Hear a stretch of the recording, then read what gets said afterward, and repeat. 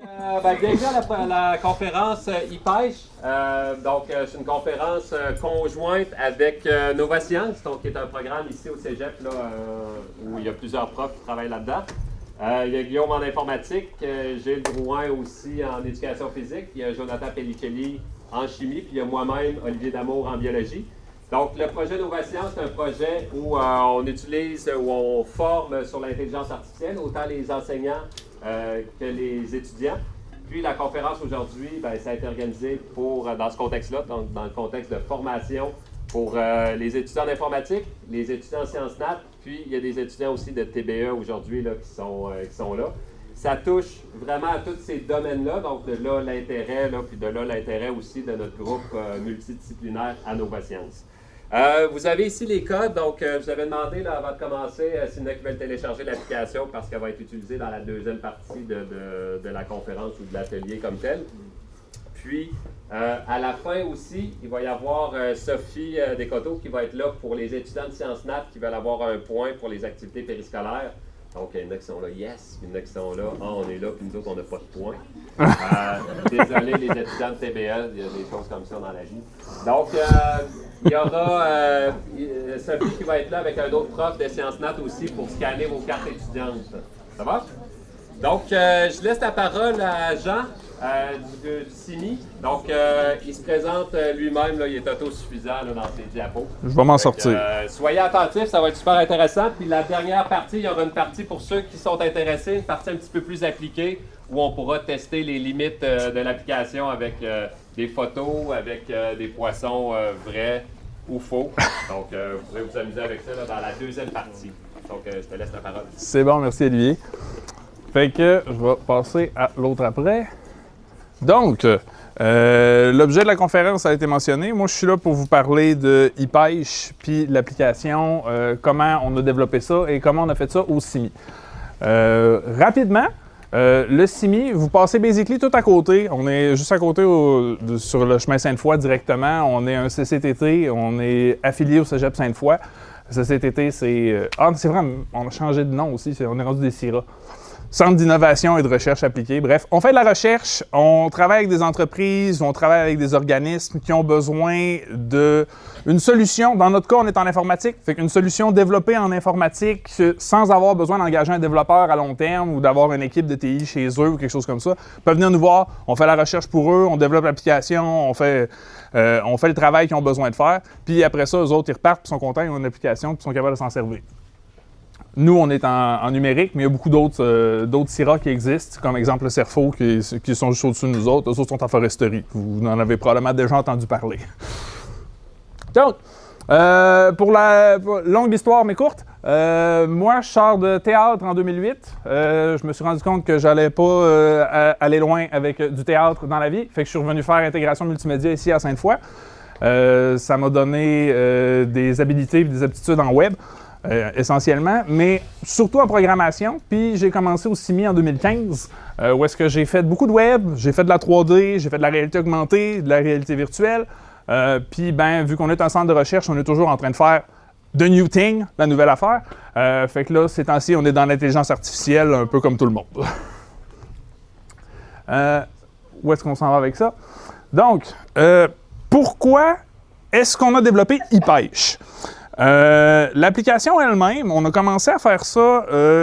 La vraie première rencontre, c'était en 2018, même si c'est écrit 2019. En 2019, on a commencé à travailler là-dessus. Mais en 2018, il y avait des problèmes de carpe asiatique qui avaient été repérés dans nos cours d'eau. Mais c'était difficile de dire de où ils sortaient, où est-ce qu'elles se trouvaient, ou ce genre de choses-là. Puis le ministère, de leur côté, avait pas assez, et ont toujours pas encore assez, de garde-chasse pour ce qui est d'inspecter l'entièreté des cours d'eau qu'on a au Québec. On en a quand même quelques-uns. Fait que l'idée des biologistes qui étaient sur le problème des carpes asiatiques, ils se sont dit, faudrait qu'on ait une application, faudrait qu'on ait quelque chose pour mettre dans les mains des pêcheurs.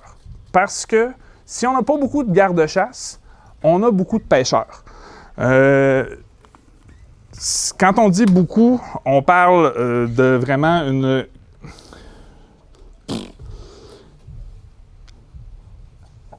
700 000. Bon, excusez, ma stat était loin. On parle de 700 000. Ah, c'était littéralement la prochaine slide. Good job. 700 000 pêcheurs par an. Donc, dans leurs premières évaluations, ils se sont dit, si on a juste 10 % des pêcheurs qui installent l'application, ben on est rendu avec 70 000 personnes de plus qui surveillent nos lacs, nos rivières, qui prennent des photos, qui regardent c'est quoi qui se passe, puis qui savent s'il y a une espèce envahissante qui est en train de débarquer ou qui est en train de poser problème ou s'il y a des migrations non prévues ou ce genre de choses-là. Ça aide à... Ça, c'est les deux biologistes qui sont venus nous voir, Yves et Simon. Je vais sûrement les mentionner par nom parce qu'on est rendu assez first name basis avec l'application.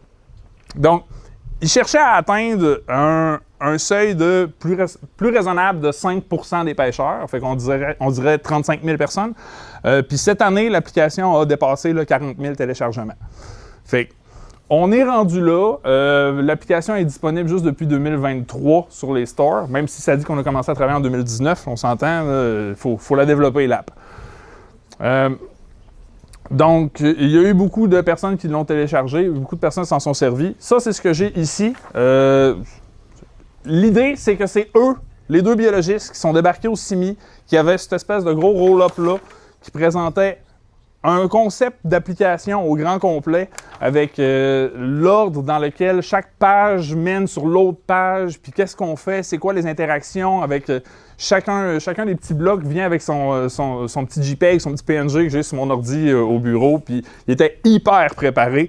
On n'a jamais eu un client de même. Sérieusement, comme client, c'était l'enfer à quel point il savait où il s'en allait, puis il savait qu'est-ce qu'il voulait.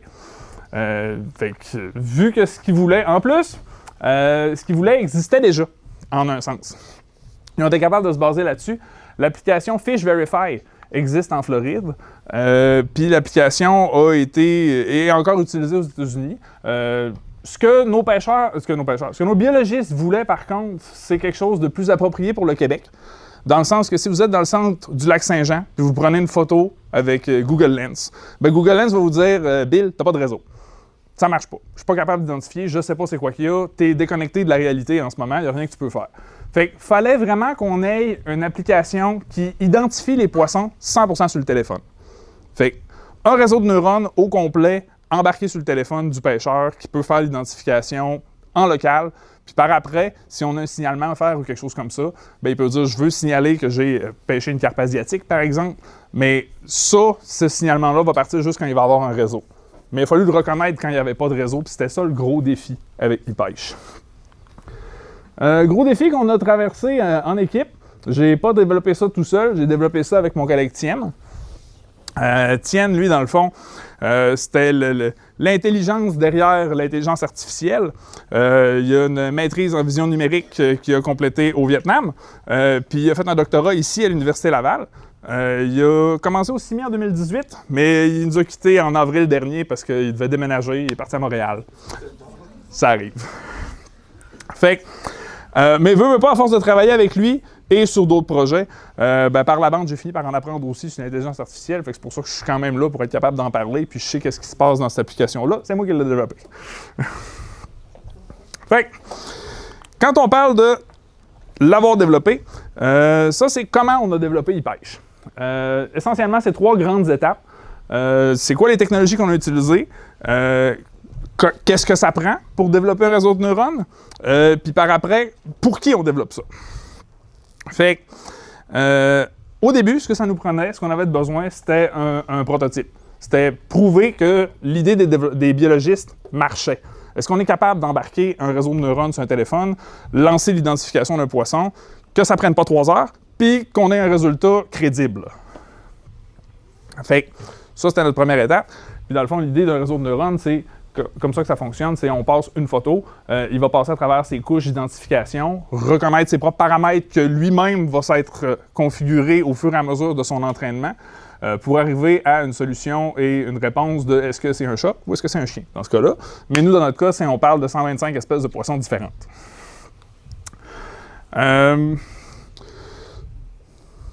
Où c'est qu'on s'en va dépasser ça? Ouais, c'est ça. Il faut identifier les technologies. Technologies qu'on a utilisées pour peut-être plus la gang en informatique, là, je vais passer rapidement là-dessus. Mais les technologies qu'on a utilisées, c'est des technos web pour être capable de pouvoir développer ça en multiplateforme. Fait que l'essentiel qu'on voulait proposé au ministère, c'était vous n'allez pas avoir besoin de développer un code pour les téléphones Apple puis un code pour les téléphones Android. On peut tout combiner ça dans un seul.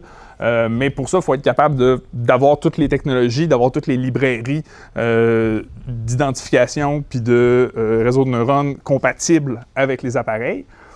Fait que c'est bien beau dire qu'on utilise ces plateformes-là pour être capable de faire le frame et de quoi ça a l'air, mais ça nous prend quand même l'intelligence derrière parce que là-dedans, il n'y a rien qui identifie un poisson. Ouais, c'est ça. J'ai mis le logo de Ionic Cap, mais ça fait quand même plusieurs années qu'on le développe. Là, on est rendu à la version 8. Puis Angular, même chose. Il est là à version 7, puis on est rendu à la version 19. Fait que ça fait un bout qu'on travaille là-dessus, puis qu'on améliore l'application. Puis en termes de comment est-ce qu'on a réussi à identifier les poissons, on est parti avec TensorFlow. Ça, c'est le réseau de neurones en arrière. C'est comme ça, on envoie nos données dans ce quadriciel-là, puis lui il va nous sortir un réseau de neurones, puis c'est ce réseau de neurones-là qu'on est capable de questionner et de lui envoyer une photo pour avoir une réponse. L'idée, dans le fond, c'est qu'on est capable de tout contrôler. Ça vient avec plusieurs modèles de données pré-entraînés sur lesquels on peut rajouter notre propre dataset, nos propres données, pour pousser l'entraînement plus à reconnaître qu'est-ce qu'on a besoin de reconnaître. Fait que même si je dis, exemple, qu'on a commencé avec MobileNet, puis maintenant on utilise EfficientNet, c'est juste des algorithmes de détection que TensorFlow a par défaut d'imbriquer en dedans de lui, mais il faut quand même qu'on lui envoie nos données pour lui dire utilise ça là, pour ta logique à l'arrière de qu'est-ce que tu vas repérer ou qu'est-ce que tu vas reconnaître, la couleur, la forme ou ce genre de choses-là dans l'image. Mais par après, voilà mes images, puis c'est ça mes catégories. Puis c'est comme ça qu'on vient faire ça. En termes de catégorisation, ça c'est notre deuxième point. Quand on identifie quelque chose comme ça demande une immense quantité de données. On parle de 15 000 images qu'il a fallu annoter à la main, qu'il a fallu passer minutieusement un après l'autre, qu'on ouvre dans ce petit logiciel-là ici, qu'on vient de faire une boîte autour du poisson pour identifier et repérer le poisson, parce que il y a des photos d'un pêcheur qui tient son achigan de même et qui est bien content. OK, mais je ne veux pas reconnaître sa face. J'en ai pas besoin pour savoir que c'est un achigan qui est en train de tenir. Il faut faire la petite boîte autour pour venir faire l'identification dans chacune des images. On garde tout ça dans des dossiers séparés au final. Puis c'est ça qui fait notre couche d'entraînement qu'on peut envoyer. Quand je parle de 15 000 images, mais que je dis qu'on en a utilisé 40 000 pour l'entraînement, on n'a pas créé des images c'est que cette image-là, ben, on va la prendre, puis on va la flipper, puis la tourner. Je suis là en anglais. On fait juste la tourner, on s'en sert dans 4-5 versions différentes. Comme ça, ça fait que si on a juste des images de poissons dans ce sens-là, l'algorithme est capable de les reconnaître si on lui a passé le poisson en hauteur aussi, par exemple. Fait que dans mon exemple, où je tiens le poisson en hauteur, si tout ce que je lui ai passé comme image d'entraînement, c'est ça, il ne va jamais le reconnaître, parce que le poisson ne sera pas dans le bon sens que lui assume que le poisson doit toujours avoir. Fait que faut qu'on enrichisse nos données, c'est de l'enrichissement de données. Fait que notre 15 000 images, on la flippe, on fait des rotations avec, puis ça monte jusqu'à 40 000 images, puis on s'en garde 4 000 pour dire ça, c'est tes images de validation, c'est ce qu'on appelle le ground truth, c'est ta vérité terrain. Ça, je le sais que c'est un achigan. Fait que fais ton entraînement, puis à la fin, il faut que tu reconnaisses que ça, c'est un achigan. Il s'en est pas servi dans son entraînement de cette image-là, il la garde à côté, il la connaît pas, puis à la fin, il s'auto-valide en se passant ça à lui-même, puis en disant « Oui, j'ai reconnu un achigan, parfait, je suis accurate, je suis précis. » Tandis que s'il il l'est pas, ben là, il relance son propre entraînement ou il réentraîne une autre couche ou il repart ça. Quand je parle d'entraînement, c'est le genre de choses que nous, on peut partir ça au bureau, puis littéralement partir 3 jours, 72 heures, avant d'avoir un résultat. Pour la version qu'on a utilisée en prototype, on a utilisé les photos dans Google Images, juste parce qu'on voulait valider que ça fonctionnait. Mais par après, quand on a envoyé en ligne, tout ce qu'il y a de personnes au ministère ont fait travailler leur réseau de contacts. Ils sont allés voir des biologistes qui connaissaient, des naturalistes, puis d'autres collaborateurs pour avoir des données, avoir des images, parce que c'est ça le nerf de la guerre avec l'intelligence artificielle, c'est d'avoir des bonnes données, des bonnes données fiables. Quand je parle de aussi les quantités de poissons, ça ressemble à ça dans le côté du code. Fait que quand je parle de classe de poissons qu'on garde à part, c'est vraiment, je les ai chacune identifiées, ça vient avec son propre sous-dossier, puis c'est repéré à part en identification. On s'était dit aussi au début qu'on allait utiliser les nomenclatures avec le latin, parce que ça allait être moins propice à changer dans le temps s'il faut qu'il y ait un poisson qui, je sais pas, qui soit découvert ou qui change, ou je sais pas quoi. Mais le pire, c'est que même si on a décidé de faire ça, un moment donné, il a fallu qu'ils m'écrivent et qu'ils disent « Ouais, ce poisson-là, finalement, il n'est pas dans telle famille, il est dans telle autre famille, fait qu'on va le changer de nom en latin. » OK, il n'y a plus rien qui marche, il faut que je réentraîne. Fait que ça, c'était la petite partie un petit peu plus drôle. Quand je parlais du réseau, donc, on a nos images en catégorie, on passe ça à notre réseau de neurones. Ça, c'est mon 72 heures automatique.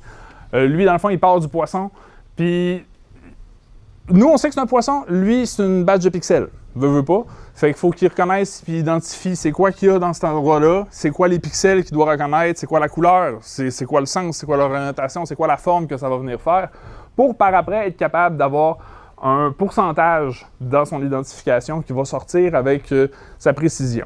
Quand on parle d'un pourcentage, c'est vraiment un 100% qui va répartir sur mes 125 images.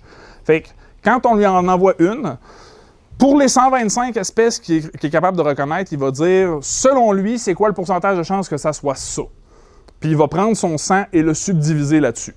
Fait qu'on a rarement un 100%, parce que ça demanderait à ce que les 124 autres poissons tombent à zéro. Puis il y a trop de similarités entre les espèces pour que ce soit vrai.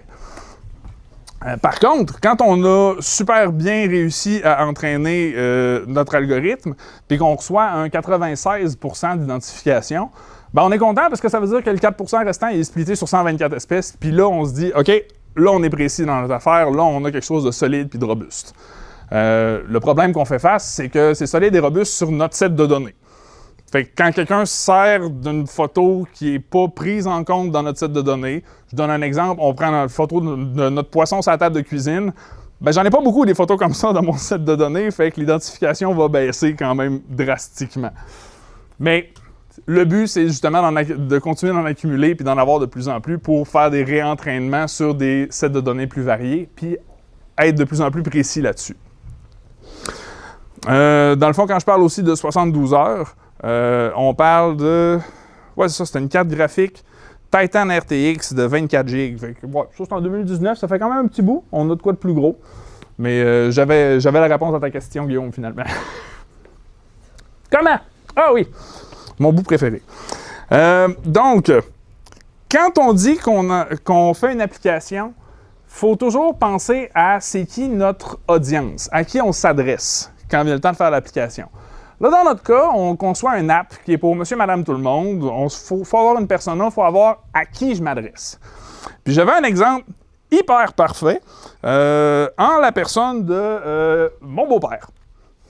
Mon beau-père René, qui est un chasseur et un pêcheur, puis qui est quelqu'un qui trippe sur toutes ces affaires-là.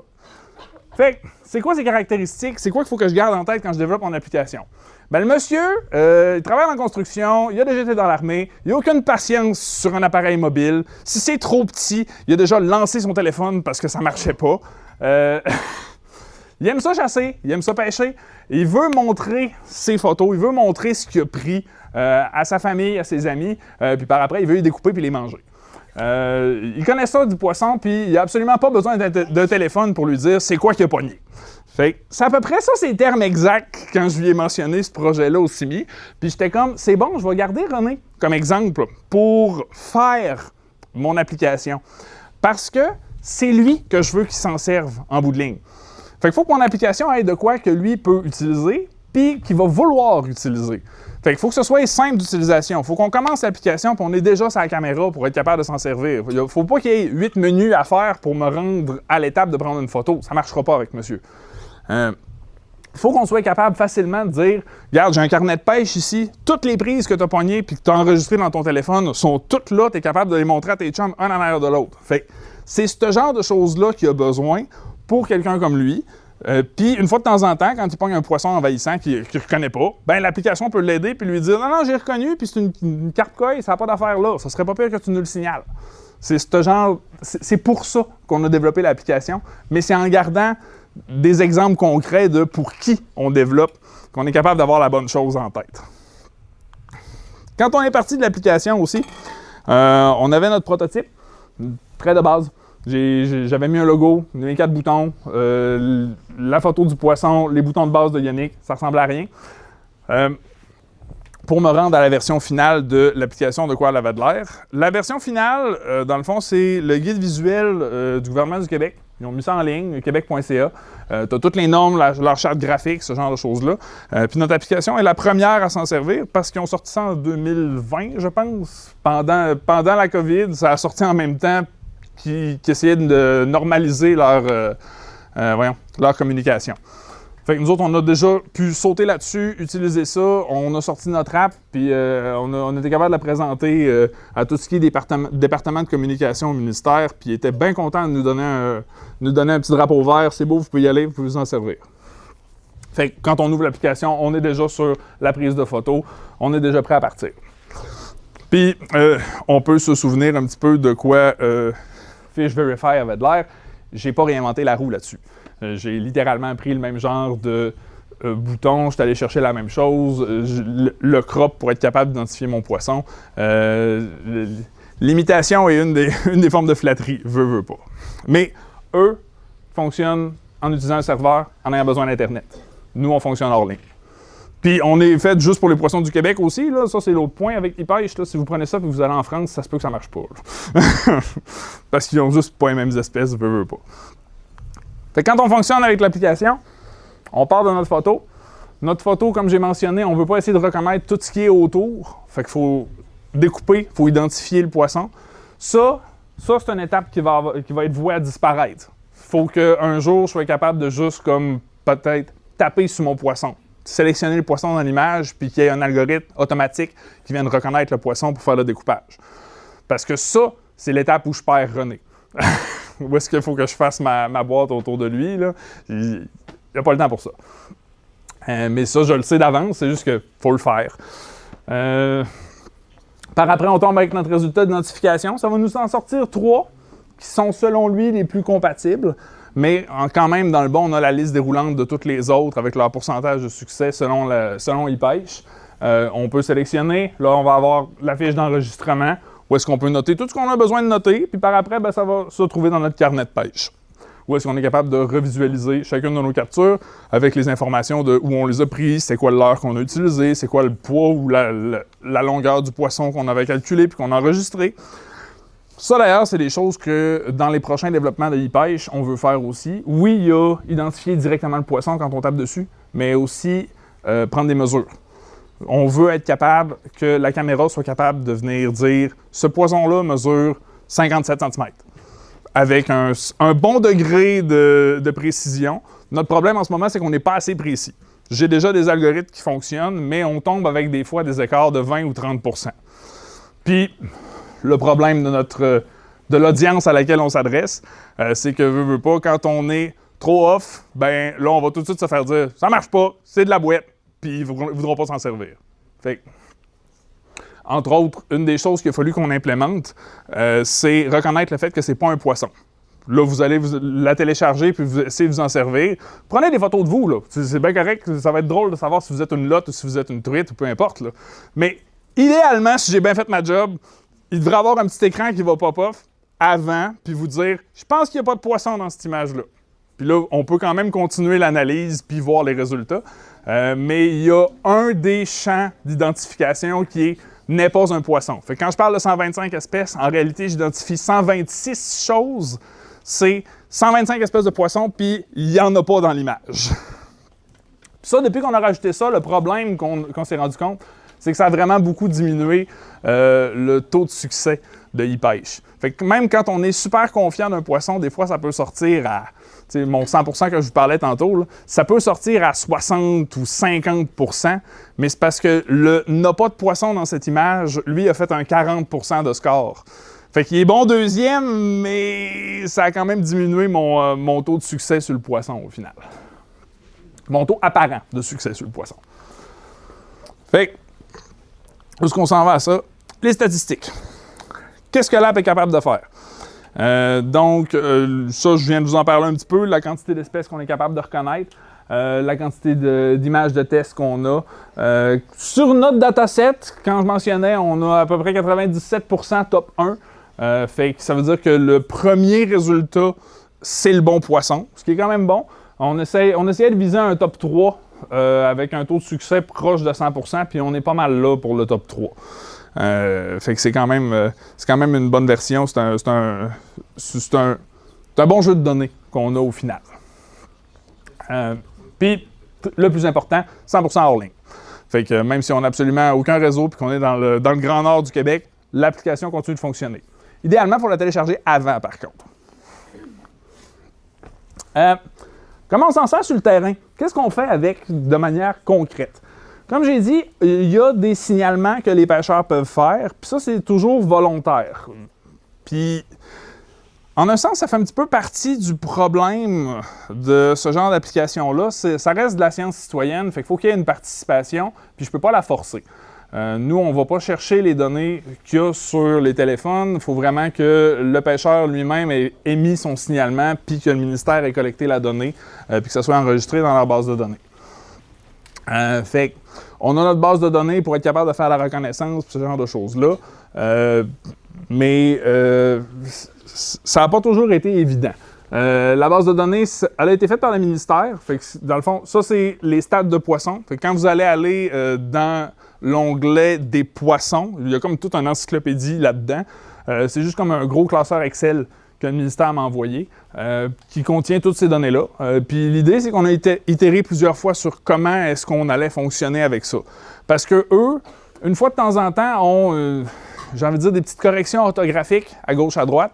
Puis ça demande à toutes les fois qu'ils me réenvoient le document, que moi je l'intègre dans l'application, que je reproduise une nouvelle version de l'application, que j'envoie ça sur l'App Store puis sur le Google Store, puis que tout le monde se fasse notifier « Hey, t'as une nouvelle version, tu pourrais la télécharger » parce qu'on a changé une virgule de place.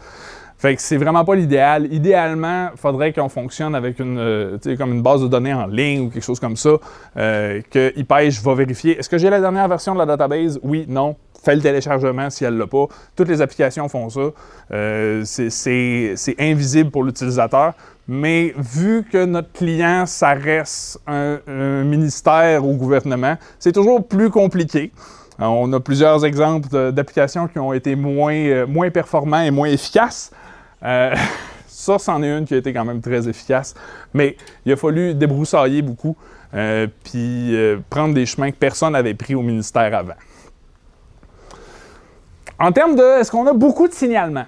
L'application a quand même son but, qui est d'identifier et de signaler nos poissons envahissants.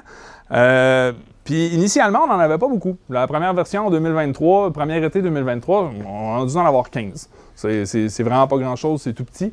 Le problème que l'application avait, c'est que, honnêtement, on va blâmer le développeur sur celle-là. Il n'avait pas fait assez de tests. C'est moi, by the way. Il n'avait pas fait assez de tests sur une quantité grande de téléphones.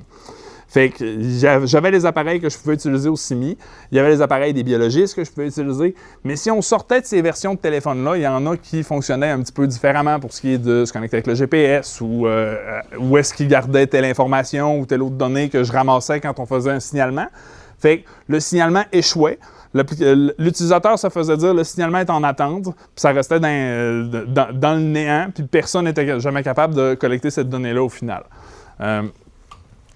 Ça, c'est le problème d'avoir des lancements comme ça puis de ne pas tester sur assez d'appareils, assez de données. Mais une fois qu'on a réglé ça, là, ça a mieux fonctionné. On en a eu beaucoup, entre autres cette année. Fait que l'application, oui, est plus stable, mais on a eu beaucoup plus de téléchargements aussi cet été. Puis, il y a aussi le fait que même si on en a plusieurs, on n'est pas encore à des immenses chiffres.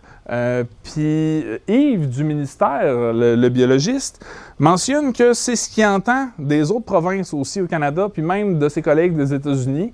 Il y a comme une réticence du côté des pêcheurs, veux pas. Mon exemple de René revient encore en tête, à partager leurs informations avec le gouvernement. Ils partent en se disant non, ils vont trouver mon spot de pêche, je veux pas en parler, je m'en vais à cette place-là, puis c'est rien que pour moi. Mais ça grandit de plus en plus, puis on en a de plus en plus des signalements. C'est toujours anonyme, fait que j'ai absolument aucune idée de c'est qui signale. On a juste la photo finale. À la limite, si la personne a son visage de... Non, c'est vrai, on les anonymise aussi, fait que j'ai même pas le visage. Bref. On n'a absolument aucun moyen de contacter quelqu'un. Tout ce qu'on sait, c'est à telle position GPS, à telle coordonnée qu'il y avait de données dans l'image ou prises par le téléphone, ben ce poisson-là a été pris. Puis là, j'ai les informations de mon 100%, par exemple, d'identification. Fait que là, je vois si pêche a été bon ou pas. Puis les biologistes, eux, voient la photo, font leur scan visuel, puis disent « Ah non, on s'est trompé, c'était telle autre espèce, mais c'est bon qu'on se le fasse signaler. » Puis dans leur signalement, justement, on s'en sert. C'est beaucoup des signalements de pêche sportive. J'ai dit qu'il y avait une certaine quantité de naturalistes ou amants de la nature qui se servent, ils pêchent quand même, mais c'est vraiment plus des amateurs de pêche pour sportives qui vont manger leur prise. Quand on regarde juste les pêcheurs, mon 700 000 pêcheurs annuels vont manipuler, selon les stats du ministère, jusqu'à 40 millions de poissons par année. Fait que ça fait quand même beaucoup de poissons. Puis les identifications qui rentrent, c'est des identifications des espèces envahissantes. Fait qu'à date, on atteint l'objectif que IPêche était supposé faire. On présume que quand on a notre petit encadré ici, qu'on montre signalement encouragé, c'est une espèce exotique, c'est envahissant, est-ce que vous pouvez nous partager ça? On présume que ça, dans le haut d'une prise, ça fonctionne quand même bien, ça fait le travail, parce que c'est essentiellement ça qui va rentrer. Il y a ça, mais aussi d'autres espèces qui rentrent aussi. Tous ceux qui sont en situation de danger ou situation précaire ou ce genre de choses-là, on a le même genre d'encadré, mais que ça dit que c'est une espèce qui est considérée en disparition ou ce genre de choses-là. Puis les biologistes reçoivent les signalements aussi de ces poissons-là. Eux, de leur côté, s'en servent pour mettre à jour la cartographie des espèces sur le territoire, voir où est-ce que chacune des espèces bouge, c'est quoi la migration que ça donne, puis tout ça. Puis j'ai aussi accès à... ça, c'est à l'interne, mais ils ont mis en place une carte sur laquelle on voit les signalements. Fait que ça, c'est un tool interne, mais j'ai quand même été prendre un screenshot pour m'en servir. L'idée, dans le fond, c'est que c'est tous les signalements qu'on a reçus à date. Fait qu'on est capable de voir où est-ce que ça se concentre. Les signalements en vert, c'est rien de particulier, rien à noter sur ce signalement-là. C'est un poisson qui était correct de le pêcher, puis on a le signalement parce que la personne a bien voulu nous le donner. En rouge, on a les espèces envahissantes. Puis en orange, on a tout ce qui est précaire, en voie de disparition, ce genre de choses-là. Fait que ça en fait quand même quelques-uns qui sont pertinents à considérer. Puis le graphique que ça donne, comme j'ai dit, on est encore très bas en termes de signalement, mais à titre de comparaison, cet été, on a dû en avoir 130. Fait que c'est vraiment en train de monter, ça fonctionne vraiment bien, l'application est plus stable, puis nos signalements s'en viennent de plus en plus. Ça, dans le fond, c'est le graphique de combien en sont rentrés. On peut voir, exemple, qu'en août, ça monte jusqu'à 4. Fait que cette journée-là, il en est rentré 4. Le lendemain, il en est rentré un autre, ainsi de suite. Fait que ça fait quand même beaucoup de signalements juste pour cet été. C'est bien à voir. On se rend compte que l'application est de plus en plus utilisée, de plus en plus adaptée par notre communauté de pêcheurs. Puis de un à l'autre qui s'en servent, ben, ils finissent par se convaincre aussi parce qu'ils sont capables justement de montrer de quoi ça a de l'air. Puis on implémente de plus en plus de fonctionnalités qui sont pertinentes puis pratiques pour chacun des pêcheurs. Entre autres, on garde par exemple le permis de pêche à l'intérieur de ça. Fait que pas besoin d'avoir à le traîner, ils peuvent juste l'avoir intégré à même IPêche. Fait que si quelqu'un passe pour un contrôle ou quelque chose comme ça, ils vont dans les paramètres, montrent le permis, ils sont bien contents avec ça. Fait que c'est le genre de petites features qu'on rajoute d'une fois à l'autre quand on fait des maintenances, quand on fait des mises à jour. Dans les autres qu'on peut penser rajouter, oui, il y avait des potentiels de mesurer la longueur des poissons, mais on veut aussi, par exemple, intégrer tout ce qui est des zones de pêche, des réglementations, puis des limitations qu'il y a par espèce. Par exemple, si on peut en prendre juste 3 avec un quota ou quelque chose comme ça dans cette zone-là. C'est le genre de choses que l'application est supposée pouvoir aider à venir faire. Puis ça va être dans les prochaines features qu'on est en train de regarder pour développer. C'est encore actif au ministère comme projet. Ils ont récemment eu un petit peu de financement pour nous autres, fait qu'on continue de faire des mises à jour, on continue de faire des ajouts. Puis chaque fois, il faut qu'on envoie ça sur le Google Play et sur le App Store. Quand je mentionne qu'on a des petits inconvénients, c'est juste parce que vu que c'est un ministère, tout est tout le temps plus compliqué. Quand on est une entreprise, que le but c'est de faire du cash, c'est correct, on est capable de parler avec les géants comme Google et Apple. Quand on est un ministère et qu'on dit on ne peut pas vous donner tout l'accès à nos données, ce genre de choses-là, parce que non, il y a toujours un petit peu plus de barrières qui se mettent devant nous. Mais on est tout le temps capable, puis ça donne quand même un bon produit final. Fait que merci d'avoir été très attentif et d'avoir bien écouté.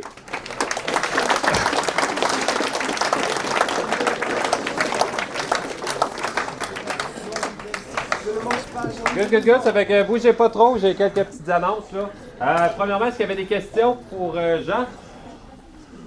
Oui? Est-ce que vous avez l'intention de faire ça, mais à grande échelle, donc peut-être à travers le Canada? À travers le Canada, c'est considéré. L'initiative est partie du gouvernement du Québec, mais les biologistes au gouvernement sont en communication avec, entre autres, ceux de, je ne sais plus le nom, mais de la gang en Ontario, puis ceux pan-canadiens aussi.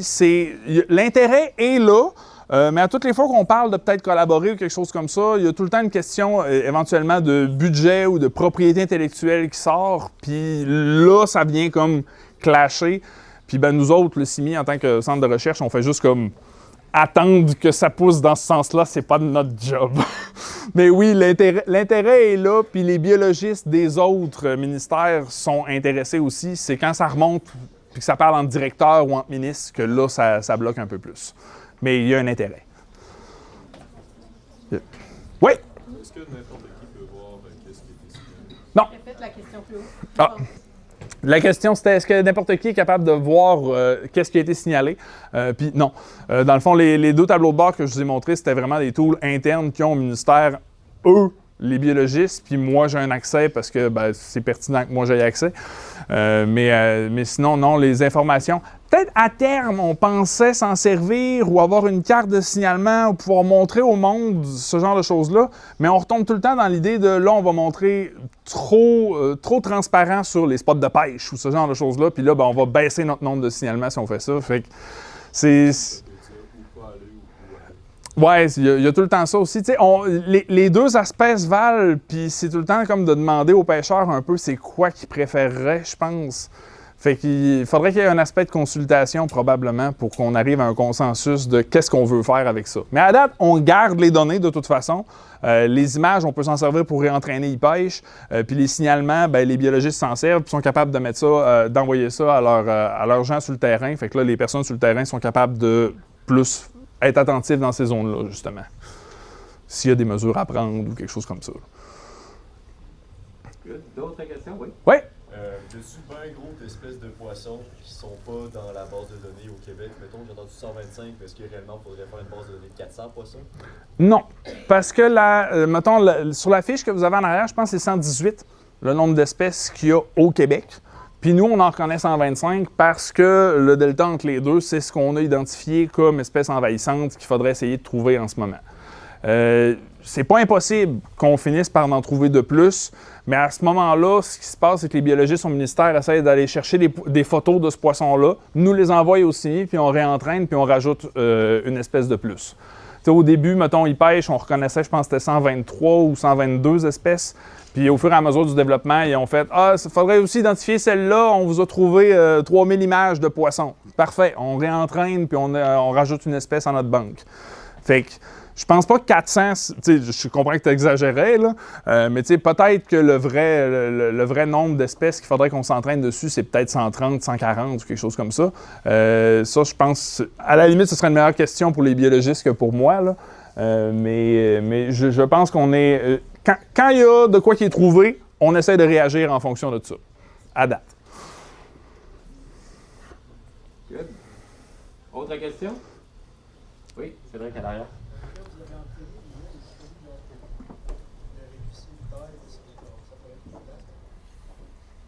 Oui, il a fallu être... jouer un peu plus conservateur sur certains aspects d'entraînement de l'IA. La première version d'IA qu'on avait sortie devait peser pas loin de 250 MB, ce qui est vraiment pas grand-chose, là, mais quand on s'en sert dans le téléphone, moi, dans le fond, je prends le réseau de neurones puis je le charge dans la RAM du téléphone elle-même. Fait que ça venait trop lourd, puis honnêtement, le vieil appareil que j'avais en 2019 quand j'ai commencé ça devenait chaud en dedans de 3 secondes. Je faisais une identification, puis par après, la batterie, c'était quasiment comme un countdown là, que tu voyais descendre sur le téléphone. J'étais comme, OK, non, il faut optimiser, là, c'est trop lourd, trop gros. Le réseau de neurones qu'on utilise en ce moment est plus proche de 75 MB. Pour te dire quel genre d'indice on a diminué. Là. Puis tu sais, les téléphones sont toujours de plus en plus performants et ont de plus en plus de mémoire aussi. Fait qu'en baissant un peu notre réseau de neurones, puis avec des téléphones plus intelligents que ce qu'on avait à l'époque, Hypage vient vraiment trouver un sweet spot où est-ce que on a une première identification plus lente parce qu'il faut charger le modèle dans la RAM, mais par après, tout le reste des identifications, c'est quasiment instantané. Good. Excellent. Fait que, merci beaucoup pour votre écoute. Merci, Jean. Moi, il y a des choses que j'ai retenues quand même. Oh, vous pouvez applaudir juste après, là. J'ai le dernier mot de la fin, là, ou presque de la fin, là. Donc, j'ai retenu évidemment un début de la conférence, c'est de voir l'utilisation de l'intelligence artificielle en sciences. Je pense qu'un début aussi, c'est de voir la multidisciplinarité là, pour les étudiants, entre autres, de sciences de la nature. Là. Vous voyez de l'informatique, de la bio, de la physique, des maths. Jonathan trouverait de la chimie quelque part, c'est sûr. Là. Puis, pour nos étudiants en technique, ben, Jean le répétait à quelques reprises, la qualité des données. Hein, des fois, on vous en parle pas mal. Là, ben, il l'a répété à quelques reprises quand même à quel point c'est important. Fait que, merci Jean. Pour la dernière partie, juste avant les applaudissements, moi, je vais être à l'arrière. Ceux qui sont intéressés à aller essayer l'application, qui l'auront téléchargée. Il y a plusieurs outils là. Donc, ça passe des photos qu'on peut essayer. Puis vous allez voir que quand c'est une représentation, ça marche moins bien. On passe avec des spécimens en toutou si vous voulez l'essayer. Il y a des spécimens qui sont assez réalistes aussi. Puis on a même des vrais poissons. Okay? Puis on a des paires de gants pour ceux qui veulent prendre des photos ou essayer l'application. Il y a juste un petit bémol. Faut pas faire des niaiseries avec les poissons, ça va de soi, là. Fait que pas de bec aux poissons, puis pas d'affaires. Fait que merci beaucoup, Jean. Petite dernière.